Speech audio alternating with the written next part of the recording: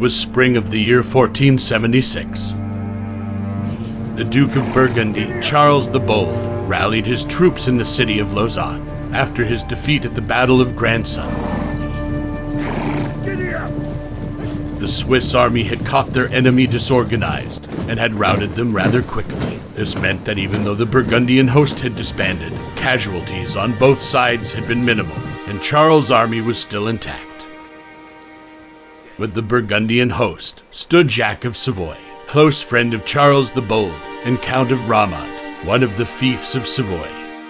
Therefore, Jack widened the Burgundian army with Savoyan troops. Overall, Charles the Bold's host amounted to 23,000 men. On May 27, Charles marched towards the city of Bern. The Swiss Canton of Bern was governed at the time by Schultheiss Adrian von Bubenberg, the most belligerent of the Swiss leaders. Charles had correctly identified von Bubenberg as the main supporter of the Swiss war against Burgundy, and thus sought to rid himself of the Canton of Bern. Von Bubenberg, aware that the first Bernese town the enemy would meet was Murten, traveled to the city and prepared the defenses.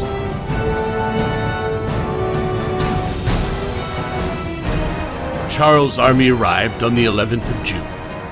Immediately, Charles put Jack of Savoy in charge of the siege, and the bombardment began.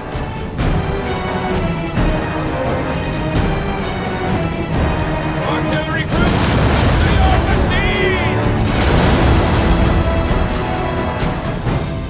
While this was taking place, Charles sent several vanguards to secure bridgeheads over River Sarre, which he would cross after taking Murten. However, the Swiss were waiting for the Burgundians in Laupen, Gummenen, and Arberg, and heavy fighting ensued.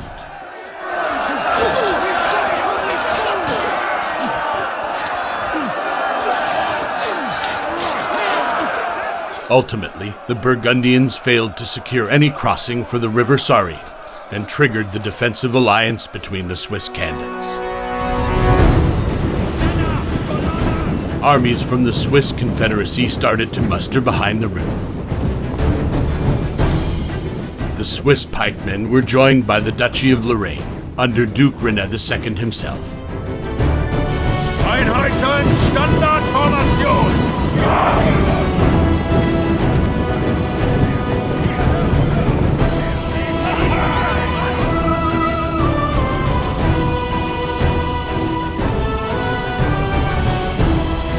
Men from Swabia and Alsace widened the Confederate army even more.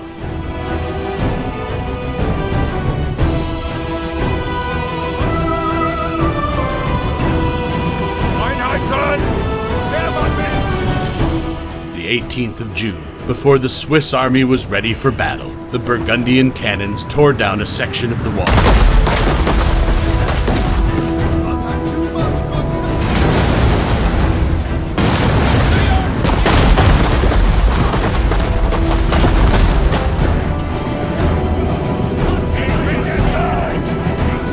Vicious assault followed.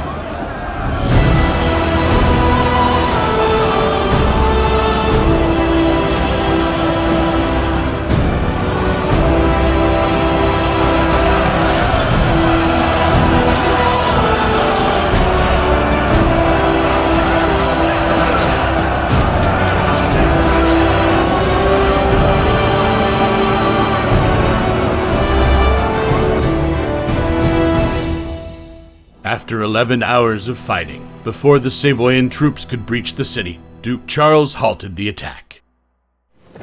News had arrived of the enemy army, laying camp at the nearby town of Olmütz. Charles aimed to avoid getting caught unprepared, like had happened at the Battle of Grandson. The Duke refrained from trying to take Murten by storm, so as to keep the whole of his fighting force ready. During the next couple of days, Charles the Bold had his army form up several times under false alarms, but the Swiss attack didn't seem to come. The rainy morning of the 22nd of June, the Burgundian army was somewhat demoralized, and the Duke of Burgundy had lost the trust of his men. In an attempt to solve this, and confident the Swiss wouldn't attack that day either, Charles commanded the entire army to be paid. For this matter, the first line of defense against the Swiss, a defensive palisade just before the forest, nicknamed the Grunhag, was left almost unprotected. While the Burgundian defenders of the Grunhag were waiting for their turn to return to the camp and collect their pay, a terrible sight appeared in front of them.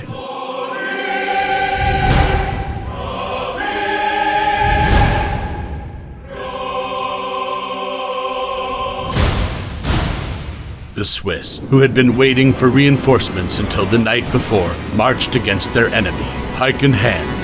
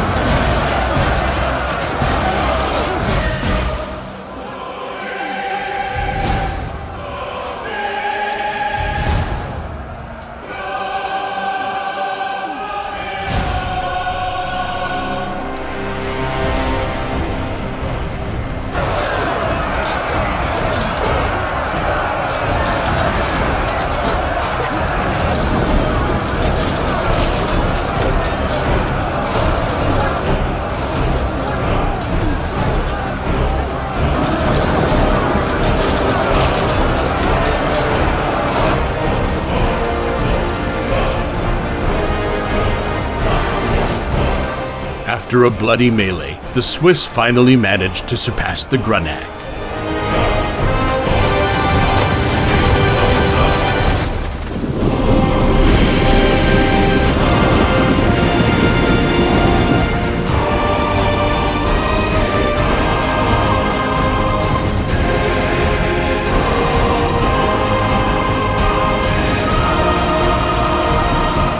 Back in the Burgundian camp, panic broke out as the men were once again not ready for battle.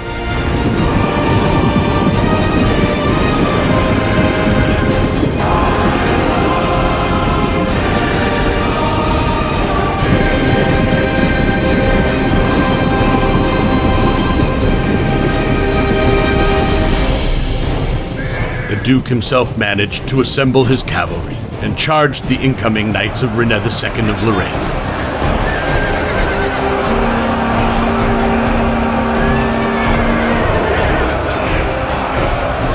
During the struggle between the two dukes and their retinues, the Lorrainian knights managed to rout their enemy.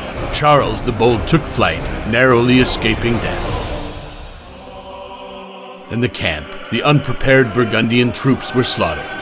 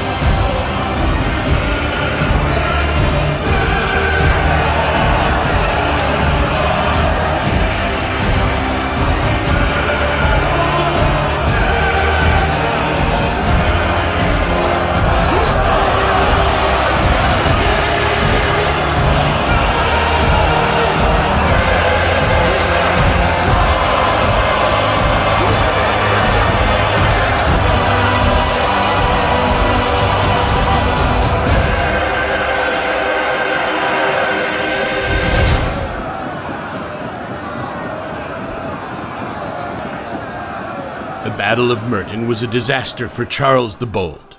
Half of his army was killed, his reputation was stained, and his desire for vengeance grew even stronger. But he had lived to fight another day, and the war was not over yet.